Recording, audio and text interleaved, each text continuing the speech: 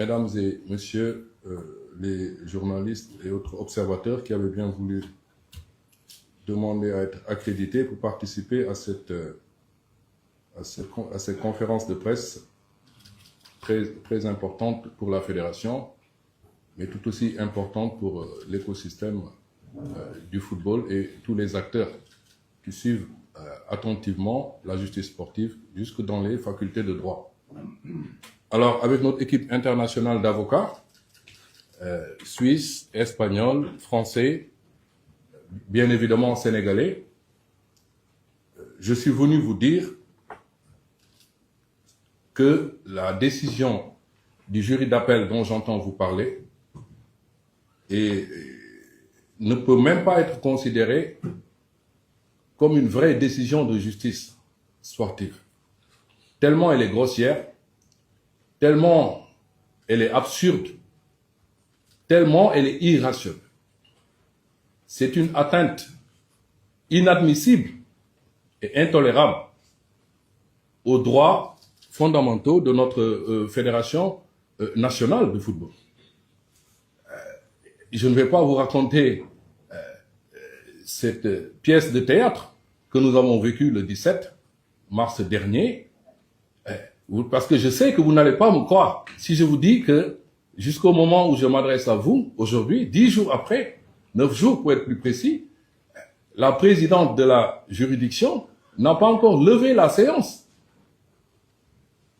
Elle nous a convoqués à 7 heures du matin, en plein ramadan. On s'est levé à 5 heures, on est allé au siège de la fédération, il y avait le dispositif avec le secrétaire général, on était prêts. L'audience a été reportée de 2 heures, 3 heures, en plein milieu de la nuit, sans que nous n'ayons été informés au préalable.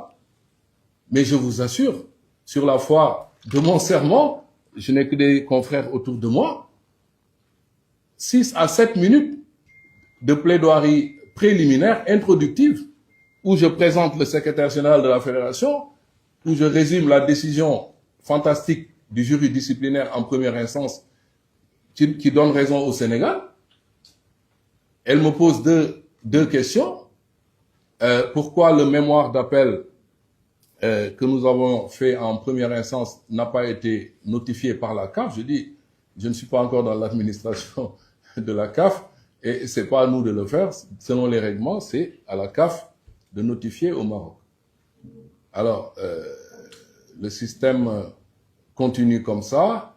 Elle pose 2-3 questions à nos adversaires et elle nous dit, on va vous mettre en salle d'attente sur la réunion Zoom. On va suspendre les choses et on va revenir pour continuer l'audience. Et voilà que je me retrouve en face de vous à vous expliquer une décision qui m'a été notifiée tard dans la nuit. L'audience n'a pas repris.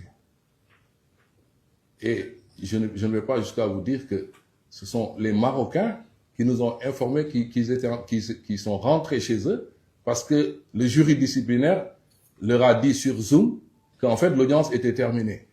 Alors, c'était une information tellement incroyable et abracadabrantesque que j'ai demandé au secrétaire général d'aller voir le président de la fédération immédiatement. Parce que je lui ai fait le compte rendu. Il ne m'a pas cru. Il m'a dit non, mais maître, ce n'est pas possible. Ils ont appelé au Caire et le secrétariat du jury disciplinaire leur dit oui, en effet, l'audience est terminée. Même le dispositif technique sur Zoom jusqu'à 14 heures n'avait pas été désactivé. Voilà les circonstances dans lesquelles les droits fondamentaux à un procès contradictoire, à être entendu, consacré et établi par tous les instruments juridiques internationaux de promotion, de protection des droits de l'homme, le pacte international sur les droits civils et politiques, la charte africaine des droits de l'homme et des peuples, la convention européenne des droits de l'homme, la cour interaméricaine des droits de l'homme, tout ce qui fait la dignité humaine, la protection des personnes physiques, des personnes morales, avant d'être jugées. Voilà comment les droits de notre fédération ont été violés. C'est pour ça que je dis, c'est plus qu'une décision.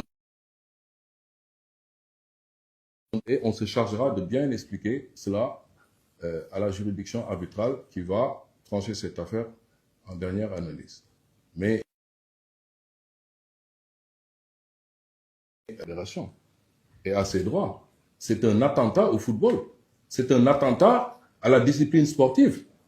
Parce que remettre en cause l'intangibilité de la décision arbitrale, violer de façon aussi effrontée les lois 5 et 6 du jeu, mais c'est s'attaquer à la discipline. Vous vous rendez compte que ce que le Maroc a fait faire à la CAF, que ce soit par surprise, que ce soit par malice, que ce soit par un autre procédé, si le monde du football le laisse faire, si le TAS laisse faire cette situation, le vainqueur de la prochaine Coupe du Monde de football pourrait se décider également dans les cabinets d'avocats parisiens, américains, africains.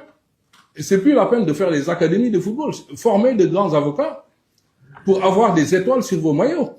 C'est ça le sens de la décision. Et voilà pourquoi je pense que la fédération a été très inspirée de faire confiance à des avocats plus expérimentés, prestigieux, qui sont autour de nous, qui ont déjà fait leurs preuves partout dans le monde, dans d'autres pays,